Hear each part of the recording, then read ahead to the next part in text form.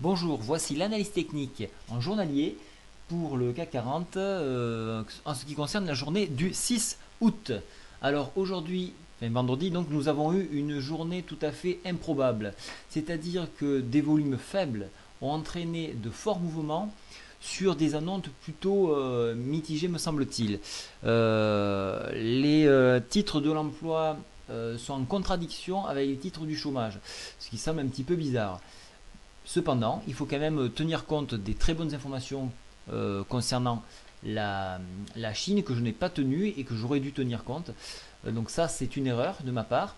Et puis, on peut voir également donc, que ce phénomène-là a fait un croisement de MM20 sur MM100, ce qui a entraîné un fort mouvement haussier, en plus d'avoir dépassé la MM7 qui se trouve ici en pointillé jaune. Nous avons à tour dépassé la résistance 3270, où j'espérais un point short. Nous avons tenté 3283 qui n'a pas résisté. La résistance majeure ici a volé en éclats à 3327. Le Fibo n'a pas retenu le cours à 3341.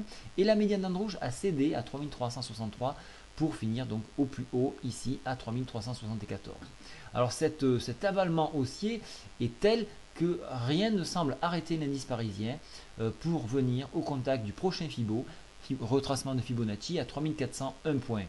Un dépassement de celui-ci entraînerait l'indice vers 3450.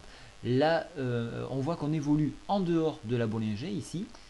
Donc, probablement qu'une prise de bénéfices devrait se faire lundi, à moins que les marchés continuent d'être fous et donc de s'envoler de plus belle. Voilà, donc la configuration journalière est toujours haussière, puisque non seulement nous sommes dirigés vers le haut, mais nous dépassons donc cette médiane. Alors pour appuyer ce que je dis, on voit que la médiane, pardon, la MACD se trouve bien écartée et ne présente aucun signe de retournement. Alors ça c'est un point qui est quand même net, hein, donc pas de retournement. On voit que les plus hauts au niveau, enfin le premier plus haut au niveau de MACD se trouve ici, ça peut vous donner un petit point de repère. Donc ce point haut se situait ici lorsqu'on était à 3006. Donc on peut essayer d'avoir ce point de repère. Nous avons d'autres points de repère sur le stochastique ici. Donc le stochastique se trouve en surachat et qui repassait haussier sur ces niveaux-là où on avait reperdu 120 points. Ça peut donner des idées, notez-les. Voilà, donc ici on voit qu'on a recroisé.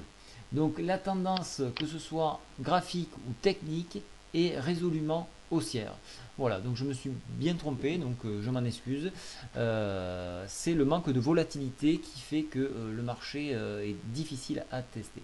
Donc soyez vigilants sur tout ce qui pourrait tomber comme information, ce qui pourrait changer considérablement l'évolution du CAC. Je vous souhaite un très bon week-end à tous et probablement que je ferai une conférence pour ceux qui sont abonnés à la newsletter Scalp cet après-midi. Au revoir.